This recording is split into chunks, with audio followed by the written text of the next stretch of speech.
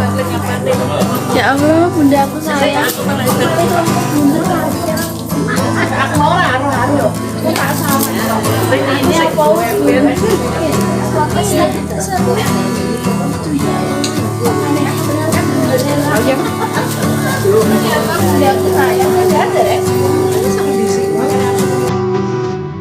Hai semua, Assalamualaikum warahmatullahi wabarakatuh.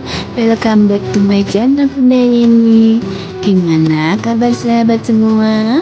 Semoga selalu sehat ya, dan selalu semangat, selalu dalam lindungan Allah Subhanahu wa Ta'ala. Amin amin ya Rabbal alamin. Tapi sebelumnya, mohon dukungannya ya sahabatku semua, untuk subscribe, like, komen, serta share ke media sosial kalian semua. Jangan lupa tombol loncengnya supaya mendapatkan notifikasi video berikutnya ya.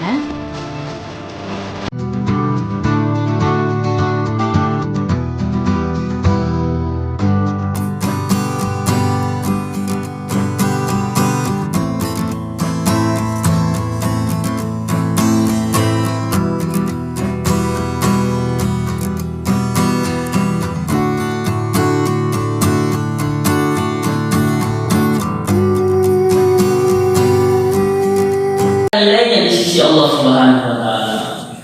Maka ibu, bapak-bapak, jangan sampai kita itu mengungkit-ungkit perbuatan kebaikan-kebaikan yang kita lakukan. Kata para ulama, di antara keikhlasan di dalam sedekah itu, kita selepas sedekah lupa kita pernah sedekah kepada siapa dan berapa jumlahnya, itu tanda ikhlas. Kalau kita masih ingat berapa jumlah yang kita sedekah, kepada siapa yang kita sedekah, berarti kita belum ikhlas. Belum ikhlas, kata para ulama. Ya, kemarin saya itu memberi sedekah kepada adik-adik. Siapa orangnya ya? Lupa saya. Berarti itu menandakan apa yang keluar dari kantongnya itu betul-betul ikhlas sampai dia lupa jumlahnya. Tapi kalau masih diperhitungkan, bahkan diceritakan kepada orang, berarti dia sudah mulai tidak ikhlas. Kecuali apa? Kecuali sedekah itu untuk mensyiarkan, untuk memberi kesemangatan kepada jamaah, itu boleh diceritakan. Seperti contoh, kalau kita mau sedekah, mau membangun masjid, maka kita tulis siapa saja yang sudah infak, tulis nama, supaya apa? Supaya orang lain itu berlomba-lomba di dalam sedekah untuk membangun masjid. Nah, ini tidak ada masalah. Ini tidak ada masalah. Ini namanya syiar. Kita sholat jamaah, kemudian kita bikin masjid di tengah-tengah desa, kemudian kita datang ke masjid untuk menampakkan syiar Islam kepada orang-orang, kepada umat Islam, bahwa kita punya ibadah jamaah yang harus dilakukan sama-sama. Maka ini tidak termasuk riya kepada manusia. Ini justru syiar. Kalau kita zakat, kita tampakkan, kita umumkan. Hari ini saya punya uang sudah sampai 1 nisab dan sudah sampai haul, maka saya keluarkan zakat. Saya umumkan kepada satu kampung bahwa saya telah keluarkan zakat. Ini tidak termasuk riya. Saya selawat, saya memperindahkan suara saya supaya orang-orang rindu kepada baginda Nabi. Itu tidak termasuk riya. Apa ya? Jadi ada sesuatu yang kita kerjakan justru tidak riya, yaitu ketika kita ingin menampakkan syiar-syiar Islam. Wallahu ta'ala alam. Ihdinas siratal mustaqim, tunjukkanlah kepada saya jalan yang lurus. Ay arsyidna, yaitu ya Allah, tunjukkan, bimbinglah kami ilaihi kepada siratal mustaqim. Jadi kata Kiai Uzair, guru saya, ihdina ini artinya bimbing kalau. Arsyidna, bimbing. Jadi kalau hidayah itu petunjuk. Tunjukkanlah, bimbinglah. Ini beda, Pak. Kalau kita kembalikan, kalau kita bilang, Pak, coba tunjukkan saya Masjid Agung Magetan, maka kalau hidayah itu seperti dia kasih tahu aja. Nah, Bapak lurus, kemudian belok kiri, kemudian belok kanan, nanti ada masjid besar, itu namanya Masjid Agung. Ini namanya hidayah. Tapi kalau taufik itu bimbingan. Taufik itu, Pak, tunjukkan saya Masjid Agung. Oh iya, sini saya antar ke sana. Nah, ini kalau diantar ke sana ini namanya bimbingan. Dipegang tangannya, kemudian dibawa sampai ke Masjid Agung. Ini namanya bimbingan. Maka hidayah yang di sini ini maksudnya adalah hidayah taufik. Bukan sekedar petunjuk, tetapi langsung dibimbing oleh Allah Subhanahu wa taala di dalam hidayah, di jalan hidayah. Nah, semoga kita dibimbing oleh Allah Subhanahu wa taala di dalam kebaikan-kebaikan sampai dijemput oleh malaikat maut. Amin. Wa yubdalu minhu, dan dijelaskan dari ayat ihdinas siratal mustaqim siratal ladzina an'amta 'alaihim. Bagaimana jalan hidayah, jalan yang lurus itu? Jalan adalah jalan orang-orang yang engkau beri nikmat kepada mereka. Siapakah yang dimaksud orang yang diberi nikmat itu? Yang dimaksud adalah ulaika alaihim, ulaika alladzina an'ama Allahu alaihim minan nabiyyin was-siddiqin wasyuhada was-shalihin. Orang yang mendapatkan nikmat adalah para nabi, kemudian orang-orang yang mantap keyakinannya, kemudian orang yang mati syahid, dan terakhir orang-orang soleh. Bil hidayati, dengan hidayah. Jadi di sini ini dijelaskan bahwa kita minta hidayah sebagaimana Allah Subhanahu wa taala berikan hidayah atau berikan jalan yang lurus, yaitu orang-orang yang Allah beri nikmat kepada mereka. Satu kesimpulan yang ingin saya sampaikan kepada bapak-bapak di sini bahwa an'amallahu alaihim, orang yang Allah beri nikmat kepada mereka. Nikmat berupa kenabian dan lain sebagainya. Jadi nikmat terbesar itu adalah nikmat yang Allah beri kebaikan kepadanya. Kalau Allah sudah memberi kebaikan kepada seorang, berarti dia telah mendapatkan nikmat yang sesungguhnya. Nikmat itu ada banyak. Nikmat kesehatan, nikmat rezeki, nikmat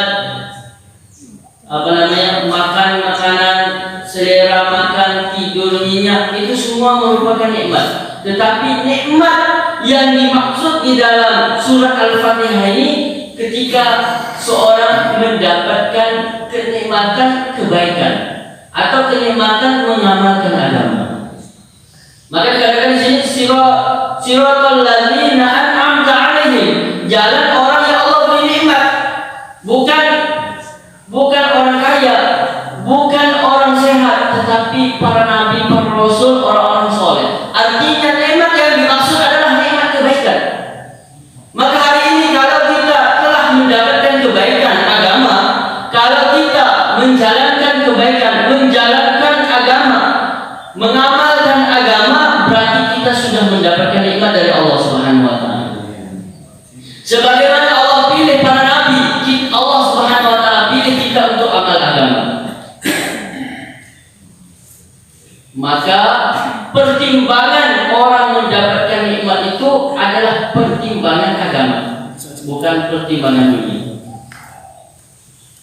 Kalau orang mendapatkan dunia tetapi dia tidak mengamalkan agama, kalau orang mendapatkan rezeki, mendapatkan duit yang banyak, tapi justru menyebabkan dia lalai kepada Allah, lupa kepada Allah, sebenarnya dia bukan mendapatkan nikmat, tetapi dia sedang diuji oleh Allah Subhanahu wa taala.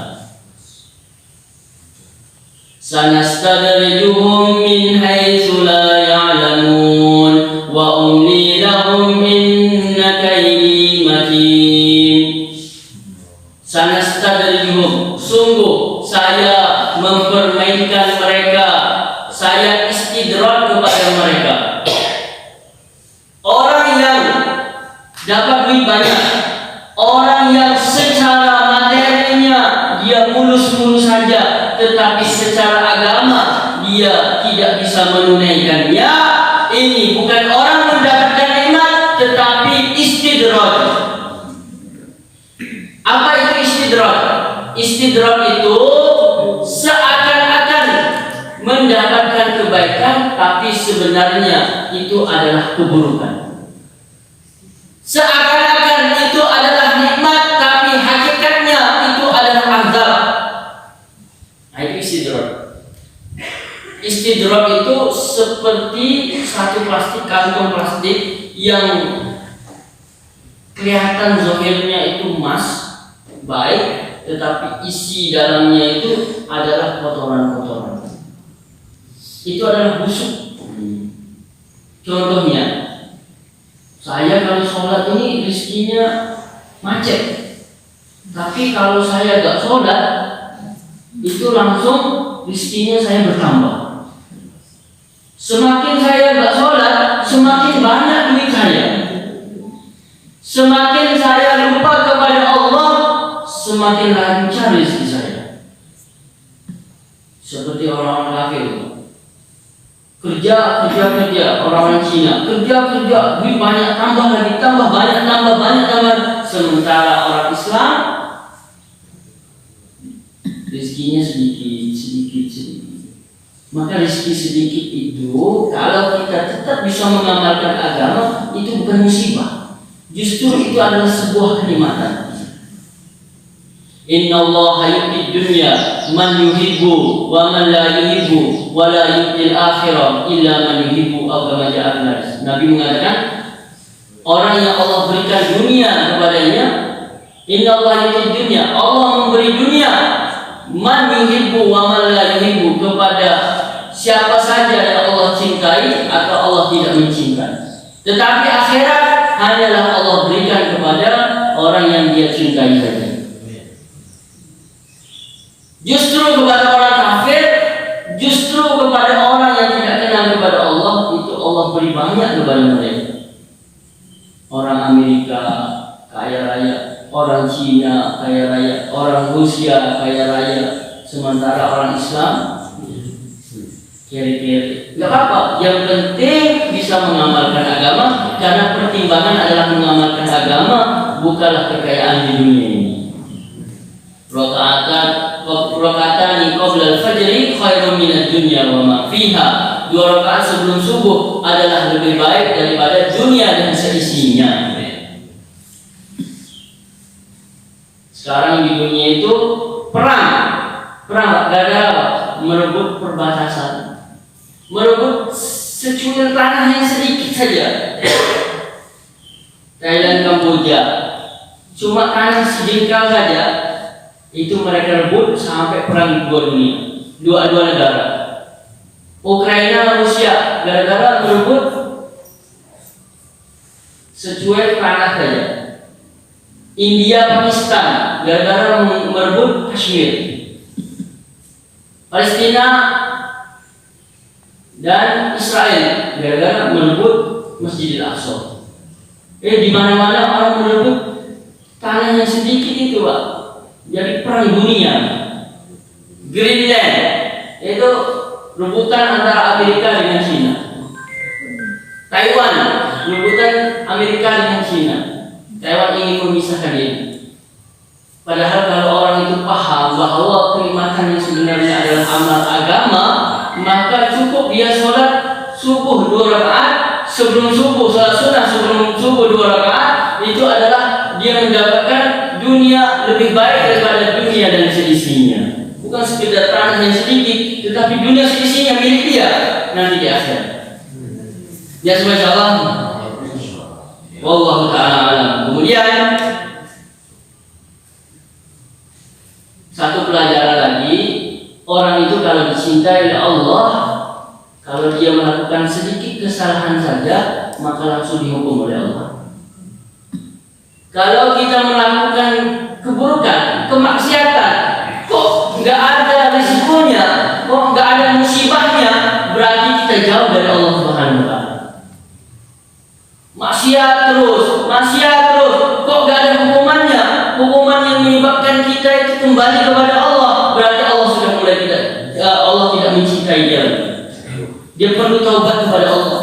Tapi kalau maksiat langsung ada masalah, maksiat langsung sakit perut, maksiat langsung sakit, maksiat langsung dihukum.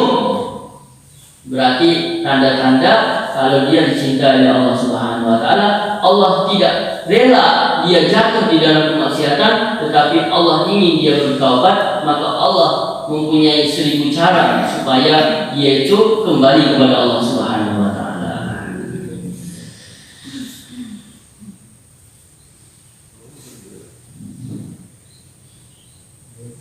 Maka doa hidayah, kemudian selepas doa hidayah, hidayah yang sebenarnya adalah hidayah mendapatkan kenikmatan agama, bukan kenikmatan dunia. Kemudian yang terakhir, walil maghdubi alaihim waladhdallin. Kita minta petunjuk kepada Allah, jalannya para nabi, jalannya orang mati syahid, jalannya orang-orang soleh, bukan jalannya maghdub.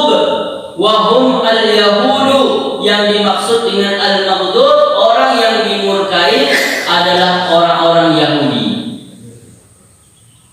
Siapa orang Yahudi, Pak? Orang Yahudi adalah orang yang pernah dipilih oleh Allah Subhanahu wa taala untuk menjadi kekasihnya Allah, untuk menjadi temannya Nabi Musa di dalam perjuangan. Jadi Yahudi itu dari anaknya Israel. Israel itu Yakub. Nabi Yakub nama lainnya itu adalah Israel. Nabi Yakub anaknya Nabi Ishak. Nabi Ishak anaknya Nabi Ibrahim. Paham? Nabi Ibrahim punya anak Nabi Ishak. Nabi Ishak punya anak Nabi Yakub. Nabi Yakub nama lainnya adalah Israel. Israel artinya apa? Israel artinya hamba Allah. Bahasa Ibrani. Isra hamba, Ela Allah. Israel hambanya Allah. Tetapi diplesetkan sama orang Yahudi.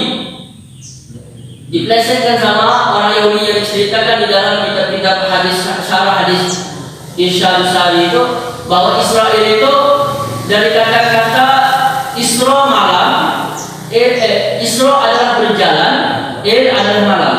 Berjalan di malam hari. Kenapa berjalan di malam hari?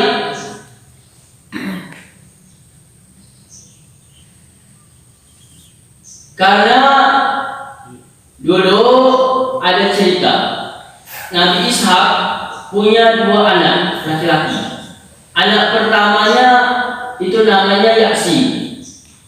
Anak kedua namanya Yakub. Yaksi dan Yakub. Yaksi itu maksiat. Yakub itu Akobah itu datang belakangan. Jadi Yakub itu adiknya Yaksi. Nabi Ishak ini buta, nggak bisa melihat. Maka Nabi Ishak mengatakan, saya punya satu doa, yang mana doa ini saya ingin mendoakan untuk anak saya, supaya anak saya dipilih jadi nabi. Maka Nabi Ishak itu mau mendoakan kepada Yasin. Terus Nabi Ishak ngomong begitu didengar sama ibunya. Ibunya langsung bilang kepada Yakub, karena ibunya ini dekat sama Yakub. Yakub, itu ayah kamu mau mendoakan satu doa yang mustajab kepada Yasin. Maka Nabi Ishak itu bilang kepada Yasin, Yasin, sekarang kamu pergi ketemu dengan masyarakat, kamu kemudian kamu berkorban, kamu sembelih itu kambing, kemudian kamu bagi-bagikan ke mereka. Setelah kamu lakukan itu, baru saya mau mendoakan. Terus selepas itu yang pergi adalah Nabi Yakub. Nabi Yakub pergi beli kambing, kemudian dia sembelih, dia bagi-bagikan. Kemudian Nabi Yakub ini kemudian pakai pakaiannya Yasin, datang kepada Nabi Ishak. Kemudian Nabi Ishak kan buta, melihat meraba baju yang dipakai oleh Nabi Yakub tadi, langsung didoakan. Maka Nabi Ishak mendoakan Nabi Yakub, bukan mendoakan Yasin. Selepas itu Yasin dendam, karena yang dipilih jadi nabi adalah Yakub, bukan Yasin. Maka dia dendam sama adiknya. Dia mengatakan seumur hidup saya akan kejar, saya akan bunuh adik saya. Maka Nabi Yakub pergi lari, lari sejauh mungkin, dan Nabi Yakub tidak pernah kerja, tidak pernah keluar rumahnya, tempat persembunyiannya, kecuali di malam hari. Karena beliau itu keluarnya di malam hari, maka beliau dipanggil dengan Israel, berjalan di malam hari. Itu cerita Israiliyatnya seperti itu. Maka Nabi Yakub itu punya anak 12 orang. Anak pertamanya itu namanya Yahuza. Yahuza punya anak-anak keturunannya. Yahuza ini adalah orang yang bikin makar, yang membuang Nabi Yusuf ke dalam sumur. Sehingga cerita dalam Quran. Nah, itu kakak pertamanya. Nah, kakak pertamanya itu namanya Yahuza. Yahuza ini punya keturunan banyak, maka dipanggillah mereka keturunannya Yahudi. Dan keturunan Yahudi inilah yang sekarang mungkin di negara Israel itu. Dan mereka betul-betul hasadan min anfusihim. Mereka betul-betul iri kepada baginda Nabi Muhammad SAW. Kenapa iri? Kembali ke ceritanya awalnya. Nabi Ibrahim punya 2 anak. Anak pertama Ishak, anak kedua Ismail. Ismail dari siapa istrinya? Hajar. Ishak dari Sarah. Sarah ini adalah istri pertama. Kemudian Sarah punya budak, hamba sahaya. Hamba sahayanya itu namanya Hajar. Jadi Hajar ini hamba sahayanya Sarah. Sekian dulu ya sahabatku semua video Bunda kali ini. Semoga sahabat semua senang dan terhibur, dan video ini bermanfaat bagi banyak orang. Jangan lupa silahkan ya di subscribe, like, dan komen. Share ke media sosial kalian semua, serta klik tombol loncengnya supaya mendapatkan notifikasi video Bunda berikutnya ya. Makasih ya Bunda ucapkan atas dukungan sahabat semua. Thank you for watching. Happy watching. See you on the next video. Wassalamualaikum warahmatullahi wabarakatuh.